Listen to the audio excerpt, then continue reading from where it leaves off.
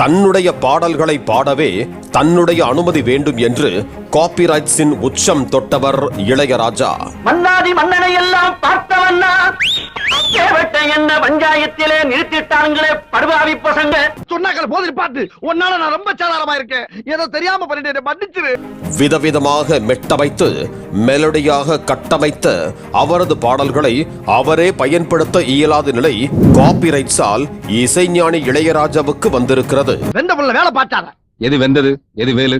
வேணாம், ஏற்கனவே நீ கேட்ட பல வில்லங்கமான கேள்விகளுக்கு விட சொல்ல முடியாம வெந்து நொந்து வைத்தினீரே, மறுபடியும் கிண்டார். 1976 முதல் 2001 வரை இளையராஜா இசையமைத்த படங்களில் 134 படங்களின் தயாரிப்பாளர்கள் பாடல்களை சரிகம நிறுவனத்திற்கு விற்றுவிட்டனர். கொஞ்சம் இப்ப சொல்ற. இந்த நிலையில் அந்த பாடல்களின் உரிமை தன்னை சார்ந்தது என்றும் தனது இசையில் உருவான பாடல்களை சரிகம நிறுவனம் பயன்படுத்த கூடாது என்றும் இளையராஜா காப்பிரைட்ஸ் நோட்டீஸ் அனுப்பினார். மூஞ்சியும் முகர கட்டையும் இந்த மூஞ்சில முடிச்சா பொடிக்கு போயில சிக்குமா? காலையில தான் நான் சொல்லிட்டு போனேன், இந்த வாயால மகாலட்சுமி மாதிரி இருக்கேன்னு. அது வேற வாயி, இது நாரவாய். பதிலுக்கு தங்களிடம் முறையான உரிமம் உள்ள 134 படங்களின் பாடல்களுக்கு காப்புரிமை இருப்பதாகவும் இளையராஜா தன்னுடைய பாடல் என்று அமேசான் மியூசிக், ஐடியூன்ஸ், ஜியோ7 போன்ற டிஜிட்டல் தளங்களுக்கு விற்றதாகவும் இது சட்டவிரோதம் என்றும் காப்புரிமை சட்டத்தின்படி அந்த படத்தின் தயாரிப்பாளரே முதல் உரிமையாளர் என்றும் சரிகம தரப்பில் வாதிடப்பட்டது.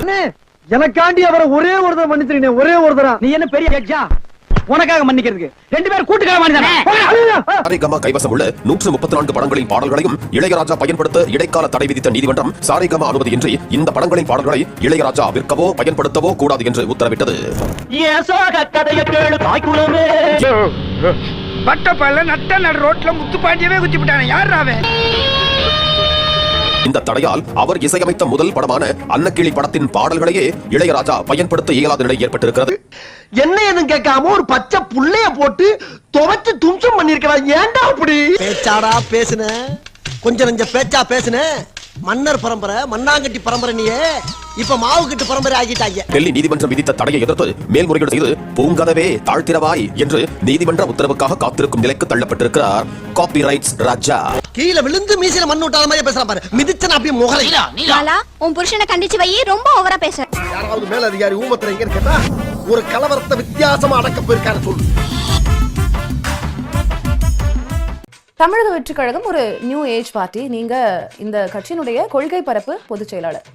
கட்சியினுடைய தலையாய கொள்கைகள் 5 கொள்கைகள் நீங்க எனக்கு வரிசைப்படுத்துங்களேன். சொல்ற திமுக எதிர்ப்பு அப்படின்றத தாண்டி தமிழக வெற்றிக் கழகத்தின் முதல் மாநாடே பார்த்தீங்கன்னா கொள்கை திருவிழாவாக தான் தலைவர் அவர்கள் அறிவித்து அந்த மாநாடு மிக வெற்றிகரமாக நடைபெற்றது. உங்களுக்கு எல்லாத்துக்குமே தெரியும். தமிழக வெற்றிக் கழகத்தின் முதன்மை கொள்கை பார்த்தீங்கன்னா சமூக நீதி. எங்க முதல்ல சொல்லு, மறுபடியும் முதல்ல சொல்லுன்னா என்னங்க அர்த்தம்? சொல்ற. தமிழக வெற்றிக் கழகத்தின் முதன்மை கொள்கை பார்த்தீங்கன்னா சமூக நீதி.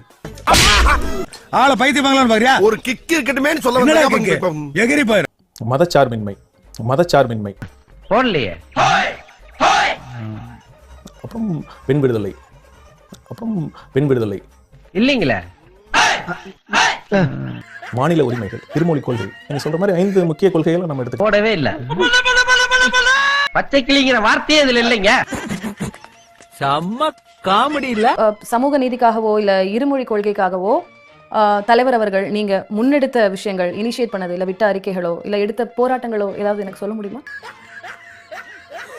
உள்ள இடிக்குதேன்னு வெளியில எடுத்தையா? நீ பயப்படாத, சொல்லு, மேல சொல்லு.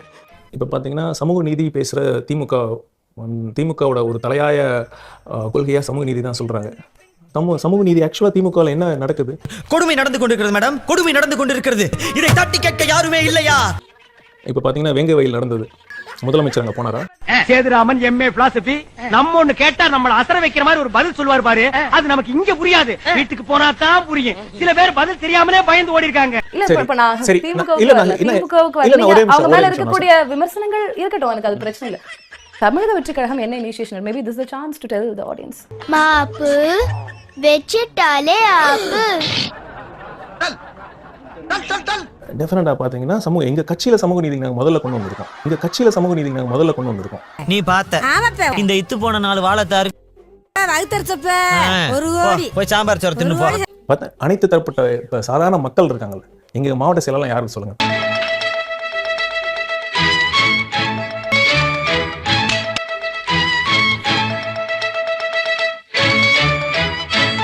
சாதாரண ஆட்டோ ஓட்டுநராக இருக்கட்டும், ஒரு மாற்றுத்திறனாளியாக இருக்கட்டும், இத்தனை சமூகத்துல வந்து ஒரு விளிம்பு நிலையில இருக்கிறவங்க எல்லாம் ஒரு எம்பவர் பண்ணியிருக்காருங்க தலைவர். அடி பல்லகளெல்லாம் உடைச்சு படிக்க தெரிஞ்சா படி, தப்பு தப்பா படிச்சு அடி வாங்கி சாகாத சொல்லிவிடுவாங்க. கட்சியில அப்படி யாரும் இல்லையா? யார் இருக்காங்க சொல்லுங்க. இல்ல மாற்றுத்திறனாளிகளோ இல்லையா? திமுக இல்லையா? நீங்க அதிமுக இல்லையா? நீங்க வேற கட்சி நீங்க நான் உண்மை நான் சொல்றது உங்களுக்கு புரியாது.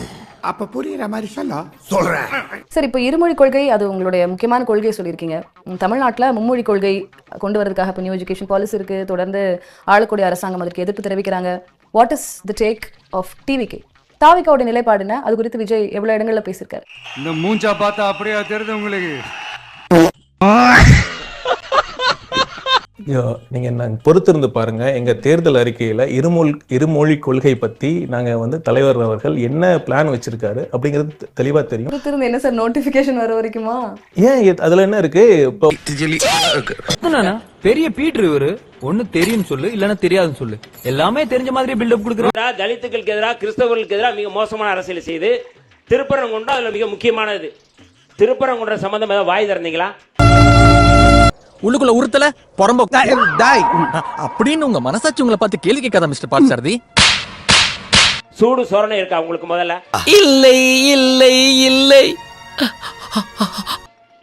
அதாவது ஒரு கட்சி தலைவர்னா தமிழ்நாட்டில் நான் முதலமைச்சராக போறேன், தமிழ்நாட்டில் நான் மாற்ற போறேன், மாத்தி கிழிக்க போறேன்னு சொல்றீங்களே, திருப்பரங்குன்ற இஷ்யூ தொடர்பா உங்களுடைய நிலைப்பாடு என்ன? அது ஏதாவது ஒரு வார்த்தை பேசுங்க. அது வந்து மௌன விரதம். இன்னைக்கு பூரா பேச மாட்டோம். எந்த அடிப்படையில் நீங்க பேசுறீங்க? அப்ப நாங்க ஆட்சிக்கு வருவோம், முதலமைச்சர் நான் தம்பிகள்கிட்ட கேட்கிறேன். விஜய்க்கு வந்து ஒண்ணும் தெரியாது. நம்ம மணி அவர்களுடைய அனுபவம் கூட விஜய்க்கு இல்ல. கிட்ட வந்து பேசாதீங்க, பேட்ஸ்மேன் அடிக்குது. நான் இப்ப சொல்றேன், அவருக்கு ஒண்ணுமே தெரியாது. நீங்க வந்து பெரியாரே மண்ணுன்னு சொல்லும் போது நீங்க மண்ணு மாதிரி உட்கார்ந்துட்டு இருந்தீங்களா? நீ கேட்ட ஒவ்வொரு கேள்வி என்ன செருப்பால் அடிச்ச மாதிரி இருக்குடா. உங்களுடைய கொள்கை தலைவர் தானே சொல்றீங்க பெரியாரா? நீங்க ஏதாவது ஒரு நான் சொல்றது விஜய் பேசினாரா? நீங்க நினைக்கலாம் ஏதோ ஏதோ கோமாளி மாதிரி ஏதோ என்னவோ பண்ணிட்டு இருக்கானம்மா அப்படின்னு, ஜோக்கர் மாதிரி அப்படின்னு. உண்மையிலே ஜோக்கர் தான். நான் மட்டும் ஜோக்கர் இல்ல, என் தலைவர் நிக்கில் அவர்களும் ஜோக்கர் தான். நீங்க பேசுவீங்க, இப்பயும் சொல்றேன், நீங்க பேசுவீங்க. விஜய் பேசுவாரா? விஜய் தானே முதலமைச்சர், நீங்க தானே சொல்றீங்க. விஜய் தானே மாற்றத்தை விரும்ப போறாருன்னு சொல்றீங்க. சினிமால மட்டும் டயலாக் பேசுறீங்களா? சினிமால மட்டும் நீங்க எல்லாம் சண்டை போடுறீங்களா? இங்க சண்டை போடுங்க. ஐயோ, இப்ப நான் என்ன பண்ணுவேன்னு தெரியல. எந்த வழியுமே கிடையாது. உங்களுக்கு வந்து கொள்கை எதிரிங்கிற மோடியை வந்து நீங்க வந்து அங்கிள் சார்னு சொல்ல முடியுமா? அரசியல் எதிரிய நம்முடைய ஸ்டாலினை மட்டும் அங்கிள் சார்னு சொல்றீங்க. இதெல்லாம் ஒரு பிசினஸ் ட்ரிக்டா, தெரிஞ்சுக்க. உங்களுக்கு வெளிப்படையாக துணிச்சல் இருக்கா? சூடு சொரணை இருந்தா நீங்க மோடியை நீங்க அங்கிள் சார் சொல்லி பாருங்க. இதுக்கு மேல நீ ஒரு வார்த்தை பேசுன, அவர் யார் தெரியுமா? அவர் யாருன்னு உனக்கு தெரியுமா? விஜய் வந்து அப்படியே கிறிஸ்தவர்கள் வாக்கெல்லாம் வருது அப்படின்னு சொல்லி சொல்றாரு. ஒரு பாதிரியார அடிச்சு துன்புறுத்தி வாயில வந்து சாணத்தை ஊத்தி ஜெய் ஸ்ரீராம் முழக்கம் போட சொன்னாங்க. RSS பஜ்ரங் தள் அமைப்பு வாயை மூடிட்டு இருந்தாங்க. விஜய் அவன் சிக்கி திக்கி திணறி தெரிச்சு ஓட போறான் பாரு. அப்பதான் யார் ஜோக்கர்? ஓ, அவன் பீட்டர்ல வீக் இல்லடா. இவர் தன்னை வந்து கிறிஸ்தவர் சொல்லிக்கிட்டதாக அதுக்காக ஓட்டு போடுவாங்களாம். வாய்ப்பில்லை ராஜா, வாய்ப்பில்லை. இந்தியா முழுக்க கிறிஸ்தவர்கள் மீது நடத்தப்படுகிற தாக்குதல், தேவாலயங்கள் மீது நடத்தப்படுகிற தாக்குதல், பள்ளிவாசல் மீது நடத்தப்படுகிற தாக்குதல், தலித்துகள் மீது நடத்தப்படுகிற தாக்குதல். வாயில விசில் வச்சுட்டே இருந்தாரா? அவர் திறக்க மாட்டாரா? மத்த இடத்துல இறந்து போனோம்னா தெரியாது, இங்க வந்து செத்தோம்னா எல்லா உலகமும் திண்டாகலாம். இல்ல ஏழை இப்படி பண்றிய கிறுக்கு மெண்டல் பயிலுலா, செத்த பயிலுலா, மூஞ்சி மோரையும் பாரு, மூஞ்சி மோரையும். பரவாயில்ல, எங்க அண்ணன் உசுறு போனா போயிட்டு போகுது.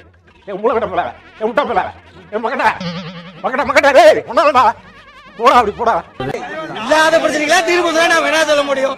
41 பேர் கொலை பண்ணதே நாம, 41 பேர் கொலை பண்ணதே நாம, 41 பேர் கொலை பண்ணதே நாம. லூசுரா, லூசு இல்லனே, மென்டல். ஓட்டு போட போறா? சூரியன் ஏன் போறா? 1000 ரூபாய் போட்ட நான் வச்சு முன்ன காசு போயிருந்தீங்களா? இந்த வேண்டி விஜய்க்கு போறேன், விஜய்க்கு போறேன்.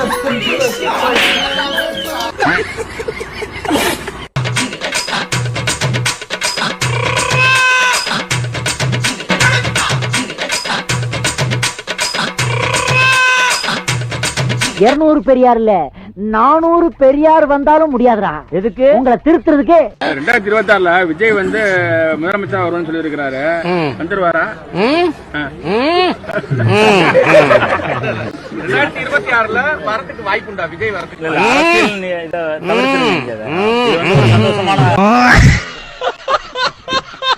மத்தியானம் சுட்டரிக்கிற 12 மணி வெயில்ல உங்களை யார் சார் மீட்டிங் வைக்க சொல்லுங்க? ஏன் 5 மணிக்கு மீட்டிங் போட்டா என்ன கேடு? 12 மணிக்கு போறதுக்கு பின்னாடி இருக்க காரணத்தை நான் சொல்லட்டுமா?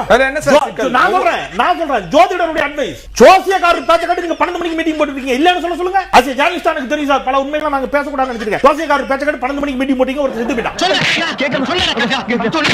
நீ ஒரு டுபாக்கூர், உன்னை நம்பாதேன்னு இவங்கிட்ட எத்தனை தடவை சொன்னேன். இவன் தான் ஏன் பேச்ச கேட்காம உங்ககிட்ட தான் ஜோசியம் பார்க்கணும்னு சொன்னா. ஏன் 12 மணிக்கு மீட்டிங் போடுறீங்களா? பந்தல் போடுங்க. பந்தல் போட மாட்டேன். குடிக்கிறதுக்கு தண்ணி கொடுக்க மாட்டேன். நான் உள்ள அரசு ஆஸ்பத்திரியில தினந்தோறும் எவ்வளவு பேர் சாவறாங்க?